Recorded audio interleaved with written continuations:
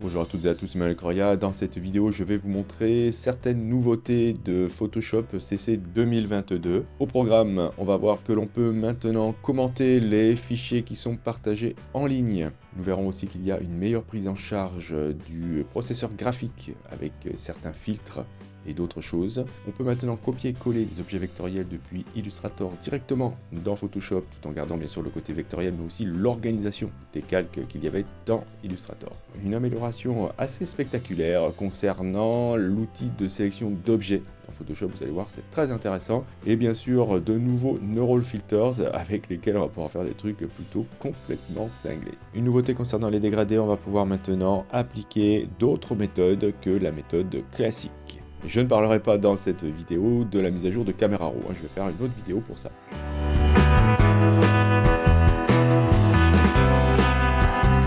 On va commencer par la possibilité maintenant de laisser des commentaires sur les documents que l'on partage en ligne. Alors, si vous êtes un habitué de Adobe XD, vous connaissez déjà cette fonctionnalité. La première chose à faire, c'est bien sûr d'enregistrer son document en ligne.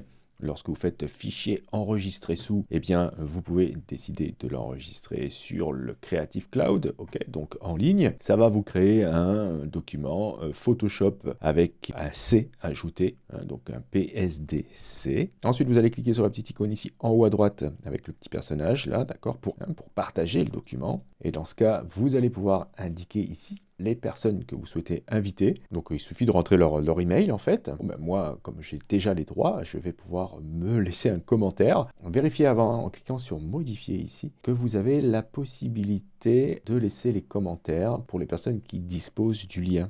Sinon, si vous décochez ça, ce ne sera pas possible pour eux. Vérifiez aussi l'accès du lien. Vous pouvez cocher le fait que seules les personnes qui ont été invitées peuvent accéder au contenu ou bien vous le rendez public. Ok, alors une fois que ça c'est fait, vous allez dans le menu fenêtre et vous avez un panneau commentaires ici. Ok, et là, vous pouvez laisser des commentaires. Par exemple, voilà, pour le travail en cours ici, je pourrais dire, voilà, je souhaiterais une ambiance, donc jour, je sais pas, jour nuageux. Bon, j'invente, j'écris n'importe quoi, et je valide. Bof. Et ensuite, lorsque une personne a laissé un commentaire, vous allez voir ce commentaire arriver ici. Vous pouvez décider de répondre, et du coup, la personne verra la réponse. Donc, comme ça, vous allez pouvoir échanger les commentaires, bien sûr. Ensuite, vous pouvez cliquer sur les trois petits points pour dire que ça a été résolu, par exemple, ou alors vous supprimez le commentaire si vous n'en voulez pas, ou voilà, si vous êtes à l'origine du commentaire, vous pourrez le modifier. Ok, donc si vous cliquez sur résoudre, pouf, le commentaire disparaît.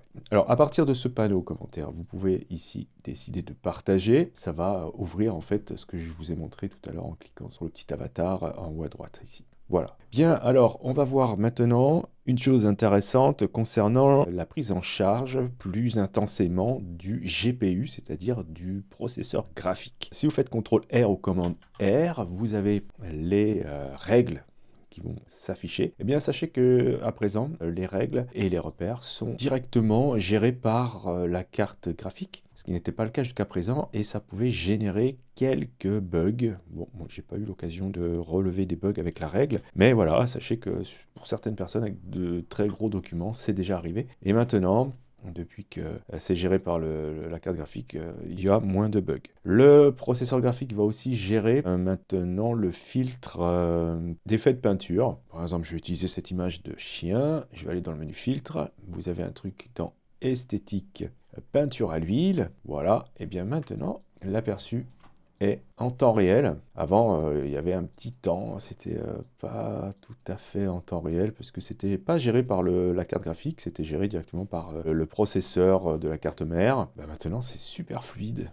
Voilà, je sais qu'il y en a pas mal qui sont friands de ce filtre, alors il vous faudra absolument, c'était déjà le cas avant, un processeur graphique pour pouvoir le faire fonctionner, mais là, ça sera encore plus intéressant, on va dire, d'en avoir un assez puissant, si vous aimez utiliser ce filtre, puisque là maintenant, ça va se faire en temps réel, grâce à l'utilisation du processeur. Je vais vous montrer maintenant que l'on peut copier depuis Illustrator des objets vectoriels et les coller directement dans Photoshop, tout en gardant le côté vectoriel des objets, mais aussi tout en gardant la structure même de l'organisation de ces objets telle qu'elle est dans votre panneau calque d'Illustrator. Donc je vais pouvoir récupérer tous ces tracés sur des calques dans Photoshop.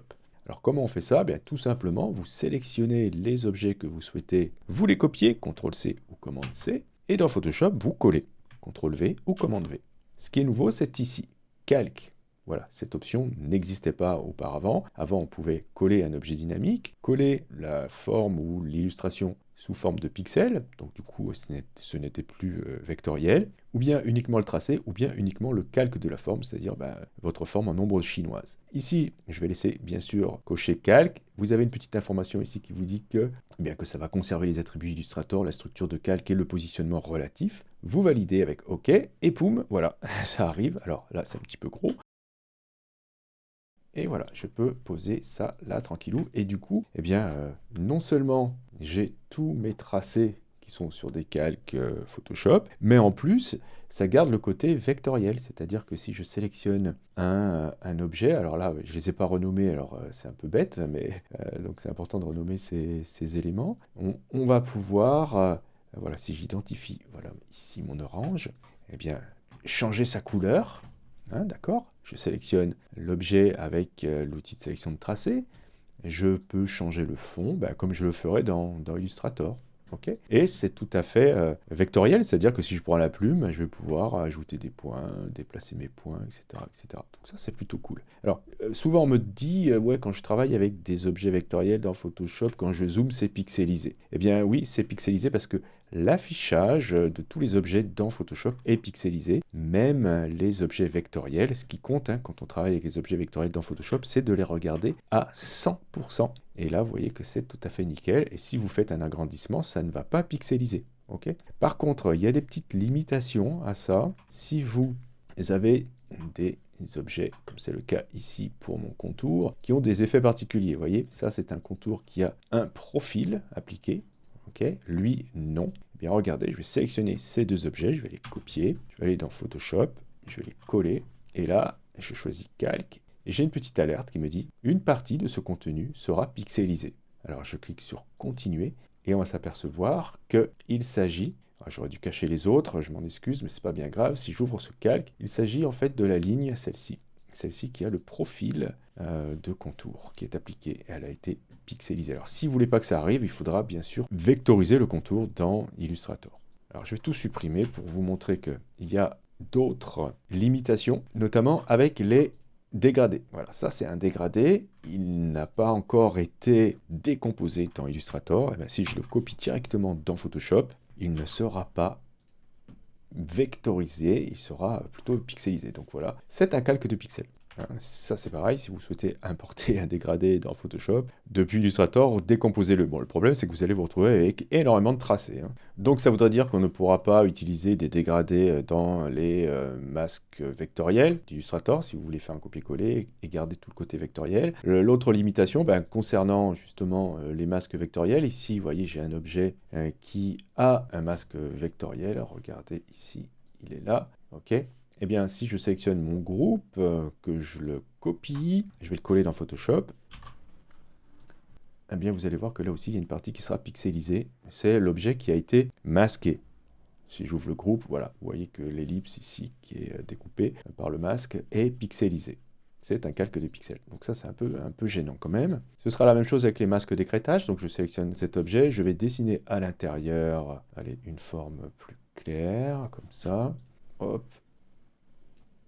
Eh bien, ça, donc c'est un objet avec un masque d'écrêtage. Vous voyez, il est ici, c'est un groupe écrété. Eh bien, dans Photoshop, ce ne sera pas pixelisé, mais vous allez voir ce qui va se passer. Je vais me remettre en dessin normal. Je copie tout. Vous allez avoir un petit souci avec le masque vectoriel. Le masque vectoriel va arriver sans fond ni contour. Donc, on ne verra pas le rond, ou alors il faudra le pixeliser. Je ne vais pas le pixeliser, je vais vous montrer. Hop, j'ai donc un masque vectoriel ici, avec à l'intérieur mon tracé.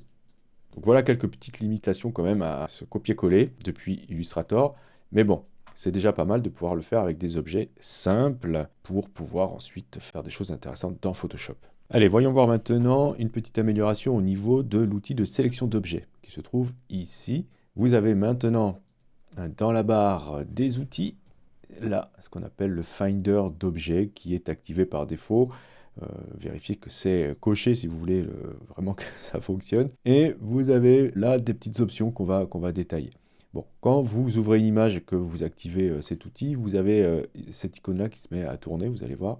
Hop là, voilà, ça tourne. Pourquoi? Parce que ça va chercher dans l'image les objets. Ok, donc vous avez vu quand je passe sur un objet qui est reconnu, il est surligné en bleu. Donc je vais retourner dans cette image-là d'abord pour vous montrer qu'une fois que l'image est analysée, si vous survolez avec l'outil un objet, il va être surligné en bleu et ça veut dire que si vous cliquez dessus, et bien paf, voilà, il est sélectionné. Ok, je vais revenir en arrière pour vous montrer que voilà, ça marche aussi avec cet objet-là. Si je maintiens majuscule, évidemment, je vais pouvoir ajouter à la sélection, comme d'hab, hein, et si j'appuie sur Alt, je vais pouvoir soustraire à la sélection.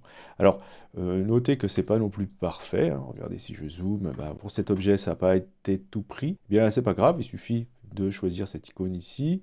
Pour ajouter à la sélection, vous allez choisir ensuite le mode ici d'ajout de l'outil, soit vous prenez le rectangle, soit le lasso. Le rectangle ici sera très bien, et je peux dire, voilà, bah, là, ça, tu me le rajoutes. Et voilà, ça va le rajouter. Ici, bah, ça a été trop sélectionné, donc je peux dire, alors cette fois-ci, plutôt que d'aller là, je peux utiliser le raccourci Alt hein, pour soustraire, ou sinon c'est majuscule pour ajouter. Et je peux dire, bah, ça, tu me l'enlèves. Voilà, donc ça va. Ici, bon, c'est peut-être un peu petit, c'est pour ça que ça marche pas super bien. Ça va essayer de corriger.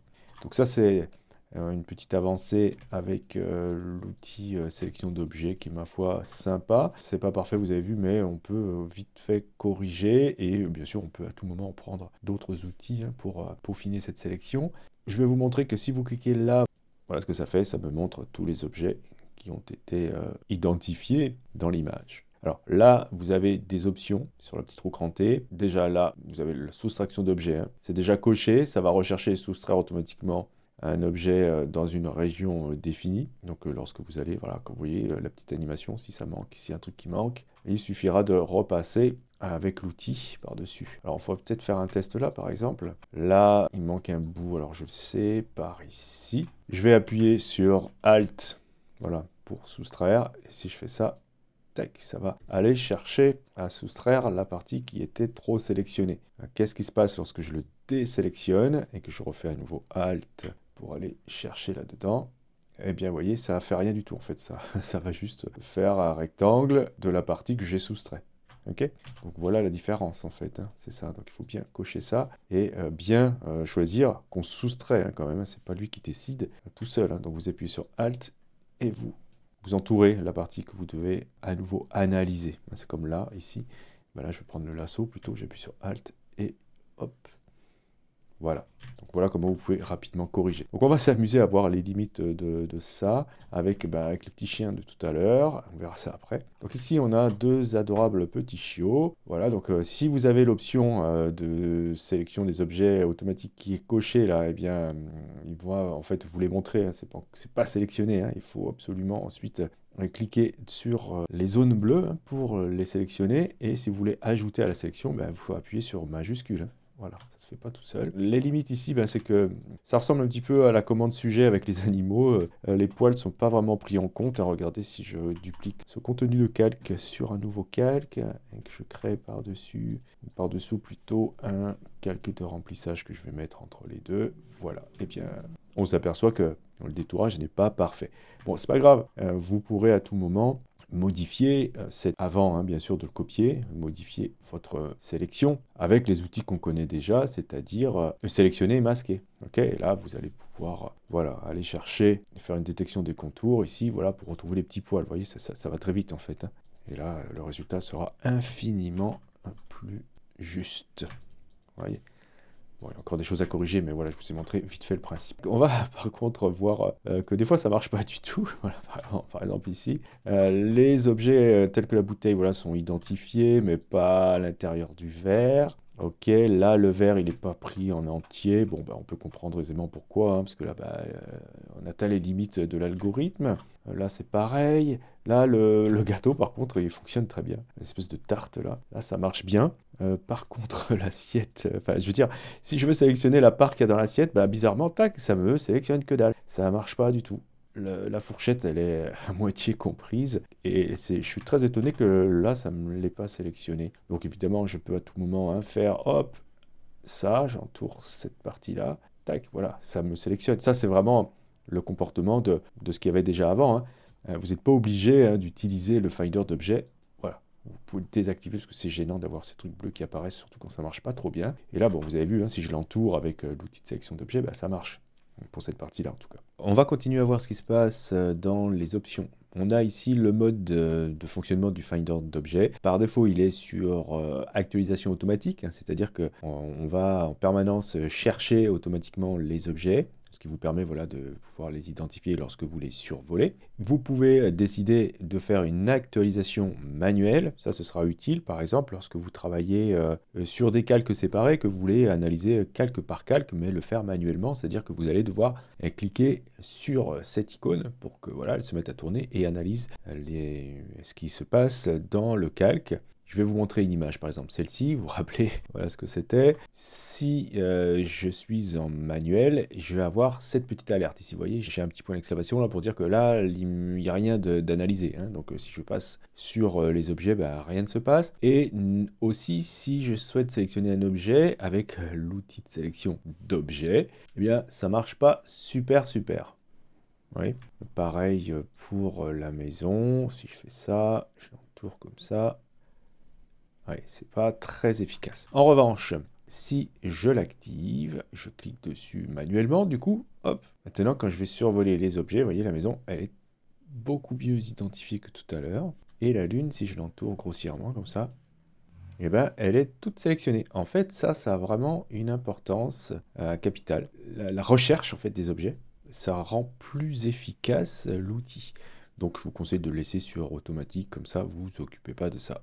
En ce qui concerne l'incrustation, vous voyez que par défaut, c'est bleu quand on sélectionne les objets. Alors, c'est marrant parce que la lune, elle n'est pas sélectionnée, alors que... Enfin, je veux dire, elle n'est pas identifiée, alors qu'elle est très simple, hein, à identifier. C'est curieux, ça. Bref, je vais regarder pour la maison. Donc, vous voyez, c'est bleu le survol, on l'avait vu. On peut décider que c'est une autre couleur, hein, parce que si vous avez une dominante de bleu dans l'image, ça sera un petit peu difficile de voir la sélection. Vous pouvez décider d'avoir un contour aussi. Regardez, hop, ça fait un contour au lieu d'avoir quelque chose de plein, enfin un fond. Et vous pouvez aussi modifier l'opacité, bien sûr. Voilà, comme ça, voilà. Si vous voulez un tout petit contour, tac, ça fait un truc comme ça. Donc, ça permet de changer un peu l'aspect de cette mise en évidence, on va dire, de l'objet. Ensuite, en dessous, vous pouvez afficher automatiquement l'incrustation, ou alors de toujours l'afficher. Dans ce cas, vous aurez les objets qui seront en permanence affichés, c'est-à-dire les objets reconnus par l'algorithme, ou bien de ne jamais l'afficher. Bon, du coup, ça perd un petit peu de son intérêt. Je vais laisser sur automatique, comme ça, voilà, quand je les survole, ça s'affichera. Et l'autre truc qu'on peut dire, c'est que si vous souhaitez balancer vos retours, dire ce que vous en pensez, vous pouvez cliquer ici, sur cette petite icône, paf, et vous pouvez dire oui ou non, si ça vous convient ou pas. On va par contre voir un truc complètement en lien avec ça, c'est la possibilité de masquer les objets qui ont été trouvés. Je vais vous montrer directement ce que c'est. C'est dans le menu Calque. Vous avez ici une commande qui s'appelle masquer tous les objets. Donc tous les objets qui ont été trouvés. Et regardez ce qui se passe, ça vous fait des groupes avec des masques. Des masques correspondant à la sélection de chacun des objets. Donc ça vient aussi avec les erreurs, hein, du coup, parce que vous voyez ici, cette zone, elle est trop sélectionnée. Bon, les contours, ils sont vachement pixelisés. Et voilà, bon, ça vient avec les limites du truc, hein, évidemment. Et là, ben, qu'est-ce qu'on va pouvoir faire là-dedans? Ben, du coup, dans le groupe, là, ben, vous pouvez, par exemple, ajouter un calque de réglage. Peu importe, allez, je vais faire n'importe quoi, balance des couleurs. Et pouf, voilà, ben, je vais faire un réglage que de l'objet en question, puisque là, je suis dans un groupe qui est masqué, qui laisse apparaître que l'objet, d'accord? Et comme je suis en mode, pour le groupe transfert, eh bien, le réglage que j'ai mis à l'intérieur de ce groupe transperce le groupe et va régler l'arrière-plan dans lequel se trouve mon objet. Voilà, voilà à quoi ça sert, ça. Je vais vous montrer maintenant des petites nouveautés concernant les nouveaux filtres, hein, donc les Neural Filters. J'ai récupéré ici pas mal d'images qui vont nous servir à étudier un peu ces nouveaux filtres. Je vais commencer par celle-ci d'image et je vais aller dans le menu filtre, Neural Filters, et vous avez dans la colonne de droite ici, en bêta, eh bien, des nouveaux filtres qui vont arriver. Alors, il va falloir cliquer sur le filtre, ensuite le télécharger. Donc, vous avez harmonisation, mix de paysages et transfert de couleurs. Donc, je vais les installer. Et ensuite, bah, il faut les activer. Ok, donc celui-ci, harmonisation, ça va pas marcher parce qu'il faut plusieurs calques. On verra ça tout à l'heure. Donc là, ce qui va m'intéresser de vous montrer, c'est surtout le mix de paysages. Donc on a cette image de base, d'accord. Vous avez ici des paramètres prédéfinis, c'est-à-dire que vous allez avoir des images que vous allez pouvoir utiliser pour mixer. Donc en fait, ce que fait ce filtre, il va vous permettre eh bien, de mixer des scènes et d'en créer des nouvelles. Ça peut même faire de nouvelles géographies. Donc ça va être assez intéressant de le faire fonctionner. Vous pourrez aussi l'utiliser sur des dessins qu'on verra tout à l'heure. Donc là, j'ai par exemple un paysage qui est plutôt d'été ou de printemps. Je peux, si je clique ici, décider, paf, d'en faire quelque chose de type hiver, enfin de changer cette scène en hiver et regarder le résultat. Alors, vous pourrez, en cliquant sur cette icône, décider de réafficher l'original. Donc vous pourrez voir avant, après. Ok, donc notez qu'il y a quand même des petits changements au niveau des nuages, de certains arbres, etc. C'est très intéressant comme ça a été modifié. Ok. Et là, en fait, c'est pour dire qu'on applique le filtre soit sur tous les calques, soit alors sur le calque sélectionné. Donc si vous aviez qu'un seul calque, par exemple pour l'avant-plan, eh bien vous auriez pu appliquer ce filtre que sur l'avant-plan. Bon, on va en essayer un autre. Par exemple, ça, coucher de soleil, ok. Et pour vous montrer que là, vous avez un curseur d'intensité, vous pouvez modifier l'intensité du filtre, ok. Je vais vous montrer ce que c'est les autres options qu'il y a en dessous après. Et là, si vous n'êtes pas satisfait avec ce que vous allez trouver là, vous pouvez cliquer sur personnaliser et aller chercher vos propres images qui vont vous servir dans ce filtre. Je vais revenir en arrière en cliquant là, sur cette icône, pour réinitialiser les paramètres et retrouver mon image d'origine. Et on va s'amuser avec les curseurs. Ici, si je déplace le curseur coucher de soleil à fond à droite, je vais le mettre à 100% pour vous montrer que voilà, l'algorithme va essayer de transformer cette image en coucher de soleil. Donc vous voyez, c'est un petit peu différent qu'avec une image de référence. Ok. Et vous avez la même chose avec printemps, été, automne. Par exemple, si je déplace le curseur automne, ce que ça va me faire, est-ce que ça va me placer les arbres en rouge? Ça serait rigolo parce que, bon, normalement, les pins, ça change pas trop de couleur. Mais voilà, pour l'avant-plan, ça peut le faire. Ok, et pour l'hiver, voilà, essayez de vous amuser avec tout ça pour voir ce que ça va donner. Je serais curieux, ouais, c'est pas mal l'avant-plan, pas mal du tout. La lumière a changé aussi, on peut voir avant, après. Ok. Et je voudrais voir si au printemps ça va m'ajouter des fleurs, par exemple. Ça serait drôle. Ça m'ajoute des fleurs ici. Attention, tac. Non, pas du tout. Mais bon, ça a quand même changé ce qui s'est passé dans la flotte, là, regardez. Ça a ajouté ici du vert. La lumière aussi a changé. Très intéressant. Bien, alors, je vais en essayer un autre et on va voir comment on peut sortir après avoir appliqué ce filtre. Je vais choisir ça. C'est donc désert. Et voilà, j'obtiens ce résultat. Et je peux ensuite regarder sortir avec un nouveau calque.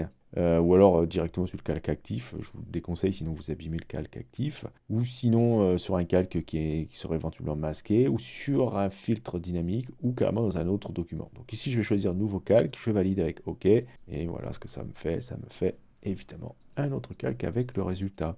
Donc vous pourrez masquer ce calque et travailler dessus, etc. etc. Bien, voyons voir si on pourrait, à partir d'un document comme ça, donc ça là c'est clairement une image qui a déjà été retouchée. On va voir si ça nous fait quelque chose. Je vais aller dans Filtre, Neural Filters. Ok, je l'active, tac. Et je vais essayer de le passer en été pour voir ce que ça va me faire. Ok, donc là, clairement, vous voyez ça. Ça n'a pas super marché, hein, puisque l'été, ça devrait être d'une autre couleur. Mais du coup, si j'ai une image qui est un peu verte, comme ça, alors peut-être celle-ci, qu'est-ce que ça va me faire? Eh bien voilà, là, ça a fonctionné. En tout cas, ça m'a mis les arbres en vert. Donc on peut voir avant, après, même si c'est... Vous voyez, au niveau des arbres, il y a eu du rajout. On dirait que ça a été rajouté au tampon. Mais ça nous fait un truc qui est presque peint, c'est marrant. Donc ici, je vais annuler. Je vais utiliser cette image-là. Non, pas celle-ci. Celle-ci qui est d'hiver pour voir si ça nous fait quelque chose d'intéressant. Donc on va essayer avec, pourquoi pas cette ambiance-là de soirée. Oh là, oui, d'accord, là, ça me donne un truc complètement inattendu. Vous voyez, ça n'a même aucun rapport avec l'image d'origine. On a l'impression d'être en face à une falaise là. Ok, donc là ça n'a pas du tout bien fonctionné. Essayez autre chose. Voilà, là c'est pareil en fait. Bon, voilà, on atteint les limites du process. Par contre, devant c'est intéressant. Ici c'est très intéressant. Mais derrière c'est pas top. Donc à vous de vous amuser avec ça. On va voir une autre option quand même avec ce filtre qui nous préserve les personnages. Donc, par exemple ici, j'ai une personne qui est devant. Qu'est-ce qui va se passer si j'applique ce type de filtre? Par exemple, on va dire qu'on veut l'hiver avec une image de référence. Voilà, donc là, très clairement, le personnage n'a pas été reconnu. Je vous fais grâce du résultat derrière là. Mais ici, vous avez une option conserver le sujet. Si je clique dessus, on va voir si ça va un petit peu améliorer la chose. Effectivement, le sujet là est épargné, mais il n'est pas harmonisé. Donc il faut cliquer ensuite sur harmoniser le sujet, ici. Et voilà le résultat. Bon, c'est peut-être pas super, ça a fait ce que ça a pu, mais voilà ce que ça donne. On va voir si on peut utiliser le filtre avec une petite illustration de ce type. Donc, je vais aller chercher à nouveau le filtre là, mix de paysage. On va voir si je mets un coucher de soleil là, qu'est-ce que ça va donner. Ok, ça me donne ça, mais c'est sympa quoi, ça fait vraiment... c'est très très curieux. Comme résultat, donc avant, après, incroyable, les fleurs comme elles ont été modifiées, c'est ouf de dingue. Ensuite, bah voilà, essayez avec d'autres trucs. Ici, l'hiver, ok. C'est pas super heureux, mais voilà, c'est très très curieux. Voilà ce qu'on peut faire avec ça. Donc on va voir avec ces deux images, donc celle-ci et celle-ci, comment on pourrait les harmoniser facilement, c'est-à-dire faire une intégration de ce cycliste dans cette image-là, faire correspondre les couleurs, la luminosité et tout, avec le filtre harmonisation. Donc avant, je vais essayer, on va tenter le coup, de faire une détection de l'objet. Donc là, ça a bien sélectionné les cyclistes, mais pas tout à fait correctement. Donc je vais plutôt utiliser la commande sélectionner un sujet. Et là, ça a un peu mieux fonctionné. Je peux cliquer ensuite sur sélectionner et masquer pour voir le résultat. Ok, donc je ne vais pas ici m'embêter à faire... Enfin, prendre le temps de faire une belle sélection, c'était juste pour voir si la commande de sélection d'objets ici fonctionnait pour ça. Bon, on a vu que ça fonctionnait pas super, mais ma foi, voilà, c'est déjà pas mal. Je vais ajouter un masque de fusion, et ce qu'on va faire, c'est, je vais déplacer ensuite mon cycliste dans cette image-là. Je vais ensuite aller dans le menu Filtre, Neural Filters, et activer Harmonisation là. Je vais ensuite choisir une image de référence pour mon cycliste. Donc je vais aller, hop, choisir ici l'arrière-plan. Donc on peut voir avant, après, ok, c'est pas super. En tout cas, je peux modifier ici l'intensité. Je peux modifier ensuite les couleurs, faire une petite correction de couleurs, modifier la luminosité, la saturation. Et ça peut, voilà, quand vous n'avez pas le temps, que vous voulez aller très très vite, vous permettre d'obtenir des résultats qui sont une base de travail, encore une fois, hein. D'accord? Et là, ce qui pourrait être intéressant, c'est de sortir avec un filtre dynamique. Comme ça, si vous avez besoin de revenir sur le réglage, vous double-cliquez sur le filtre et vous pourrez à nouveau faire des corrections. Alors, le seul petit bémol que je trouve, c'est que c'est un peu lent quand même au niveau du traitement. C'est vraiment le gros point noir du filtre. Et j'ai l'impression que le réglage se surajoute à l'autre. Puisque quand on regarde, quand on annule, c'était pas aussi foncé. Donc là, j'ai un petit souci. Et lorsque je fais à nouveau appel au filtre, ça m'a l'air vachement plus sombre. Donc voilà, bon, il y a encore des petites améliorations à apporter à ce filtre, c'est certain. On va voir maintenant le filtre qui s'appelle transfert de couleur. Donc je vais reprendre par exemple cette image-là. Je vais aller chercher dans filtre, dans Neural Filters, et bien ce filtre, il faut bien sûr l'activer après l'avoir installé. Et là, qu'est-ce que ça fait? En fait, ça va transférer les couleurs des images ici que vous avez dans le paramètre prédéfini à celle-ci. C'est-à-dire que si vous trouvez que ce serait pas mal avec plus de vert, par exemple, ça va aller chercher dans cette image-là les couleurs et ça va l'appliquer ici. Ok, là, vous allez pouvoir jouer donc avec la luminance, etc., l'intensité des couleurs, la saturation. Ok, vous pourrez, là c'est intéressant d'aller voir l'espace colorimétrique qui est utilisé. Par défaut, c'est le LAB, mais vous pourrez choisir le RVP. Et dans ce cas, vous pourrez ici modifier donc teinte, saturation, luminosité. Ok, donc, au niveau des réglages, ça sera différent. Et si vous cliquez sur conserver la luminance, eh bien ça va voilà, garder la luminosité de base de votre image. Et vous pourrez faire des tests avec ça. Bon, je ne sais pas trop à quoi ça pourrait servir encore, ce genre de choses. Peut-être pour trouver des ambiances particulières ou voilà. Bon, c'est pour l'instant, je ne sais pas trop ce que j'en ferai, mais voilà comment ça fonctionne. Je vais annuler, hop, et puis on va voir qu'on a des petites améliorations concernant d'autres filtres, notamment, c'est toujours dans les Neural Filters, hein, mais vous avez une amélioration de flou de profondeur. Donc là, il faut l'installer si vous ne l'avez pas fait. J'en avais déjà parlé dans une précédente vidéo, lorsque c'était apparu. Et bien maintenant, il y a des petites améliorations concernant ce filtre. Et on va voir ça dès que ce sera installé. Alors, qu'est-ce qu'il y a de nouveau là-dedans? Vous avez la possibilité de faire une recherche du sujet en cliquant là. Donc, du coup, vous voyez tout de suite que la personne ici a été épargnée. Vous voyez, donc vous pouvez voir avant, après, elle était déjà un peu floue. Hein. Mais voilà, donc ça, c'est une amélioration, puisque on peut chercher le sujet et faire un flou juste derrière. Vous pourrez modifier l'intensité du flou là. Et, chose intéressante, vous pourrez ajouter du grain pour rendre le flou un peu plus naturel, car vous voyez que là, par défaut, ça a enlevé tout le grain d'origine de l'image. Regardez, là, il y a un peu de grain. Hop, là, il n'y en a plus, donc vous pourrez en ajouter. Alors, c'est pas aussi puissant que le grain que l'on peut générer avec les filtres de flou dans Galerie d'effets de flou, mais bon. C'est mieux que rien. Voilà ce qui a été amélioré avec ce filtre. Il y a quelque chose de nouveau avec les dégradés. Donc là, j'ai fait un nouveau document. Je vais chercher l'outil dégradé. Et je vais choisir voilà, dans basique ou dans bleu. Pof, voilà, un dégradé. Alors, plutôt simple, avec 2 couleurs seulement. Celui-ci, par exemple. Je vais choisir un dégradé linéaire. Je vais le poser comme ça. Bien droit en appuyant sur majuscule. Et voilà le résultat. Donc, vous avez la méthode maintenant qui va changer. Par défaut, on était sur classique. Ok, donc ça, c'est la méthode nouvelle, une des 2 méthodes nouvelles qui est perception, qui va nous offrir un dégradé beaucoup plus intéressant. Alors ça serait peut-être sympa de plutôt voir des couleurs très très différentes.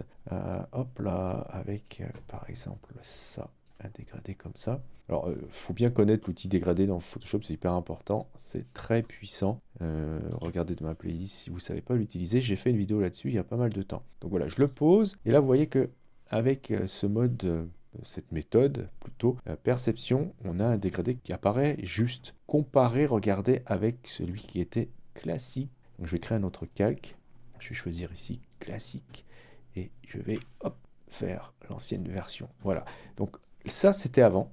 Donc on avait, vous voyez, une espèce de passage de la couleur vers l'autre, avec au milieu un mélange de couleurs qui n'était pas de toute beauté, qui n'était pas super. Et on va reprendre l'autre ici, linéaire, qui est celui qui est apparemment utilisé dans Illustrator. Et là, vous voyez, on n'obtient pas non plus le même résultat. On passe de l'orange donc au bleu en passant par une couleur intermédiaire ici, qui est un petit peu... Alors, il faudrait voir dans la roue chromatique, je vais aller chercher le panneau couleur, pour voir si, lorsqu'on passe de donc cette couleur-là, orangé, est-ce qu'on passe par ça? Bah oui, enfin, évidemment, on va pas passer par toutes les couleurs-là, mais ça pourrait être, pourquoi pas, logique, alors que en normal, en classique, c'était ça, et en perception, c'est plutôt comme ça. Je trouve que perception, ça donne vraiment un résultat qui est beaucoup plus juste. Alors après, il faut voir ce que ça donne avec un dégradé de type radial. Est-ce qu'il y a des modifications? Je vais me mettre en perception ici. Ok, donc ouais, ça se fait au niveau, vous voyez, entre la transition des 2 couleurs. Donc là, à là, ici, tout autour. Ça, c'est perception. Ça, ce serait linéaire. Tac, vous voyez, on n'a pas eu tout le même résultat. Et ça, ce serait classique. Donc comme c'était avant, et là voilà, on a vraiment quelque chose de... c'est pas du tout agréable en fait, hein, comme c'était avant. C'est vachement mieux en linéaire et encore mieux, je trouve, en perception. Ok, donc après, on peut, vous irez voir les autres types de dégradés. Elle n'aura pas grand intérêt. Quoique, pourquoi pas. Ah si, ça change complètement aussi. Ouais, je dis des bêtises. Je pensais vraiment que ça allait faire une transition moins marquée, enfin moins adoucie que ça, mais si finalement. Si, je dis des bêtises, ce sera valable pour tous les types de dégradés. Voilà. Donc, je trouve que ça, c'est vraiment sympa. Donc, des dégradés dans Photoshop, on en a beaucoup. Hein. On en a comme ça pour faire une application directe. On peut les trouver dans les calques de remplissage, ici. Donc, dégradé, vous allez trouver le type, enfin la méthode ici. Okay. Et vous l'avez aussi lorsque vous faites des objets vectoriels. Donc là, le dégradé, vous avez trouvé la méthode là. Et j'en oublie un autre, c'est avec les effets. Les effets, donc FX, incrustation en dégradé. Et là, vous allez retrouver la méthode ici. Donc voilà, en gros, il y a d'autres avancées, il y a d'autres modifications qui ont été apportées avec cette version de Photoshop. Donc je vous l'ai dit, pas toutes, parce qu'elles sont moins intéressantes, enfin pas moins intéressantes, mais en tout cas, il y a d'autres améliorations qui ont été apportées, notamment la correction de bugs. Mais bon, je ne vais pas tout vous dire dans cette vidéo. Elle est déjà assez longue et ça serait beaucoup trop long. Et puis tout le reste, bon, c'est vachement moins spectaculaire, on va dire, comme nouveauté. Je vous remercie d'avoir suivi cette vidéo. Si vous avez des questions, n'hésitez pas à le faire dans les commentaires. Si vous souhaitez soutenir cette chaîne, vous pouvez cliquer sur j'aime, c'est hyper important, je le répète, pour le référencement. Si vous souhaitez aller plus loin, vous pouvez cliquer sur le lien Utip présent dans la description de cette vidéo. Je remercie sincèrement et chaleureusement toutes celles et ceux qui l'ont déjà fait. Ça m'aide vraiment beaucoup pour acheter du matériel, par exemple. Si vous n'êtes pas encore abonné, si vous souhaitez le faire, vous pouvez le faire en cliquant sur abonnez-vous. N'oubliez pas la petite clochette pour être averti des prochains cours, des prochains tutos. Justement, on se dit à la prochaine pour un autre cours ou pour un autre tuto.